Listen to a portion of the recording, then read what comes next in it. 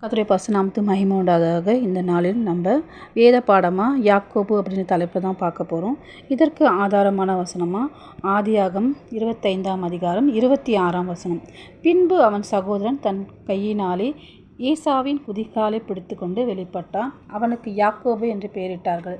இவர்களை அவள் பெற்றபோது ஈசாக்குக்கு 60 வயதாயிருந்தான். ரெபேக்காள் ஈசாக்கோட இளைய குமாரன் தான் இந்த யாக்கோபு. இவருடைய சகோதரன் தான் ஏசாவுடைய குதிங்காலை பிடிச்சி தான் இவர் என்ன பண்ணார், வெளிப்பட்டார். அதனால் இவருக்கு யாக்கோபு அப்படின்னு பெயர் ஏற்பட்டுச்சு.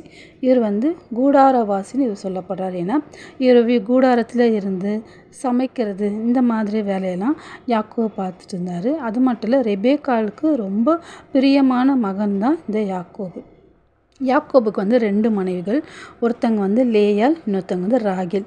இவருக்கு மொத்தம் 12 பிள்ளைகள். இவர்கள் தான் இஸ்ரவேலில் 12 கோத்திரங்களாக இருந்தாங்க. இவர்களை குறிப்பிடத்தக்க யாருன்னு பார்த்தீங்கன்னா யோசேப்பு.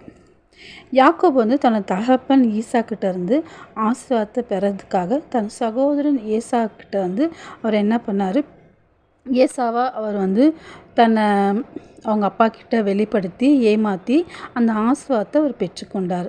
இதனால் ஏசாக்கு யாக்கோபு மேலே ஒரு பகை உண்டாச்சு. அதனால் என்ன பண்ணார்னா, ஏசா யாக்கோபை கொல்றதுக்காக அவர் தேடிட்டு இருந்தார்.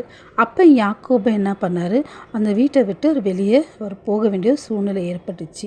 அப்போ யாக்கோபு வீட்டை விட்டு வெளியே போனதுக்கப்புறமா ஒரு இடத்துல அவர் நைட்டு தங்கியிருக்கிறாரு. அங்கே தங்கியிருக்கும்பொழுது அவர் என்ன பண்ணுறாரு, நித்திரை பண்ணுறாரு, அதாவது தூங்கிக்கிட்டு இருக்காரு. அப்போ ஒரு சொப்பனத்தை பார்க்குறாரு. அதாவது பூமியிலேருந்து வானத்துக்கு நேராக ஒரு ஏணி இருக்கிறத அவர் பார்க்குறாரு. அதில் தேவ தூதர்கள் ஏறுகிறது இறங்குறதையும் அவர் அந்த சொப்பனத்தில் பார்க்குறாரு. இதன் மூலமாக தேவன் அவருக்கு ஒரு ஆசீர்வாதத்தையும் அவரை காப்பாற்றும்படியாக அவருக்கு ஒரு வாக்குத்தத்தத்தை அந்த இடத்துல கொடுக்குறாரு. அந்த இடத்துக்கு யாக்கோபு பெத்தேல் அப்படின்னு பெயரிடுறார். அது தேவனுடைய வீடு அப்படின்ற அர்த்தமா. யாக்கோபு தனது மாமனாராகிய லாபான் கிட்ட அவர் என்ன பண்ணார், 10 ஆண்டுகள் வேலை செய்கிறார். அப்படி வேலை செய்யும் பொழுது ஒரு மகளான 2வது மகளான ராகேல் மேலே யாக்கோபுக்கு ரொம்ப அன்பு அதிகமாக இருந்ததுனால யாக்கோபு ராகேலை திருமணம் செஞ்சுக்கிறதுக்காக தன் மாமன்கிட்ட அவர் லாபானாகி தன் மாமன்கிட்ட அவர் பேசுவார். அப்போ லாபான் என்ன சொல்வார்னா, நீ 7 வருஷம் என்கிட்ட வேலை பார்க்கணும், அப்போ நான் உனக்கு ராகேலை கொடுக்குறேன் அப்படின்னு சொல்லுவார். அப்போ என்ன பண்ணார், யாக்கோபு 7 வருஷம் ராகேலுக்காக வேலை செய்வார்.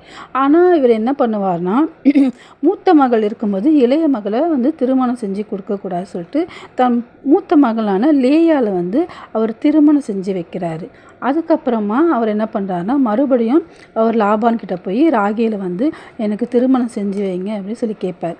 அப்போ திரும்பவும் லாபான் என்ன சொன்னால், மறுபடியும் 7 வருஷம் நீ வேலை செய் அப்படின்னு சொல்லுவார். அப்போ மறுபடியும் அவர் ராகேலுக்காக அவர் என்ன பண்ணுவார், மறுபடியும் 7 வருஷம் வேலை செய்வார். அதுக்கப்புறம் ராகேலை திருமணம் செஞ்சு கொடுப்பாங்க. லேயாளுக்கு பிள்ளைகள் இருந்துச்சு, ஆனால் ராகேலுக்கு பிள்ளைகள் இல்லாமல் இருந்துச்சு. அப்போ ராகேல் ஒரு நாள் யாக்கோப் கிட்ட, நீங்கள் எனக்கு பிள்ளை கொடும், இல்லை நான் சாகிறேன் அப்படின்னு சொல்லிட்டு யாக்கோப் கிட்ட போராடுவாங்க. அப்போ யாக்கோப் சொல்றாரு, நீ தேவன்கிட்ட கேளு அப்படி சொன்னோன்னே ராகேல் என்ன பண்ணுறாங்க, தேவனிடத்தில் அவங்க ஜெபிக்கிறாங்க. அப்போ என்ன ஆகுதுன்னா, ராகேலுக்கு கர்த்தர் குழந்தை பாக்கியத்தை கொடுக்குறாரு. அதுக்கப்புறம் ராகேலுக்கு குழந்தை பிறக்குது.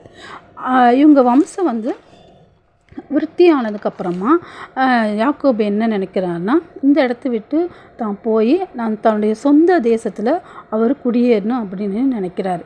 அப்படி இருக்கும்பொழுது இவர் என்ன பண்ணார், ஒரு நாள் இரவு சொல்லாமல் தன் மாமனாகி லாபான்கிட்ட சொல்லாமல் தன் மனைவி பிள்ளைகள்லாம் கூட்டிக்கிட்டு என்ன பண்ணுறாரு, அவர் அந்த இடத்த விட்டு கிளம்பி போயிடுறாரு. அப்படி போகும்போது வழியில் யாப்போக்கு அப்படின்ற ஒரு ஆற்றங்கரையில் அவங்க தங்கியிருக்கும்போது யாக்கோபு என்ன பண்ணுறாரு, தனியாக ஒரு இடத்துல போயிட்டு அவர் ஜெபிக்கிறார். அப்படி ஜெபிக்கும் பொழுது அங்கே ஒரு தேவதூதன் தோன்றி அவர் போராடுறாரு. அதாவது தேவதூதன் என்ன சொல்லுவார்னா, பொழுது விடிய போகுது, என்னை விடு, நான் போகணும் அப்படி சொல்லி யாக்கோப் கிட்ட சொல்லுவார். அப்போ யாக்கோப், இல்லை, நீர் என்னை ஆசீர்வதித்தாலொழிய நான் உண்மை போக விடேன்னு சொல்லிட்டு அவர் போராடி ஜெபிச்சு ஒரு ஆசீர்வாதத்தை பெற்றுக்கொள்கிறாரு. அந்த இடத்துல அது என்ன ஆசீர்வாதம் பார்த்திங்கன்னா, அவருடைய பேர் யாக்கோபு எனப்படாமல் இஸ்ரவேல் அப்படின்ற பேரை தேவன் அவருக்கு கொடுக்குறாரு. அங்கே அவர் இப்படி ஒரு ஆசீர்வாதத்தை பெற்றுக்கொள்கிறார். அப்போ இவர் தேவனோட போராடி வெற்றி பட்டு வெற்றி பெற்றவர் அப்படின்ற அர்த்தம்.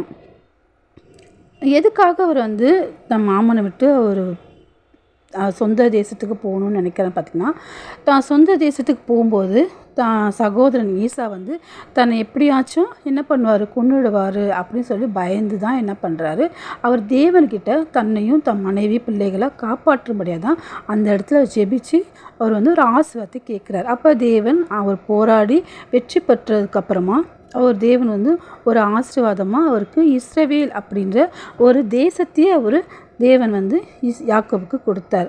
அப்போ யாக்கோபு தனது வாழ்க்கையின் இறுதியில் எகிப்தில் தனது மகனாகிய யோசேப்போடு அவர் வாழ்ந்தார். அதுக்கப்புறமா அவர் மரிச்சு போனார். அவருடைய சந்ததியினர் பெரிய ஜனமாக இந்த பூமியில் வளர்ந்தாங்க.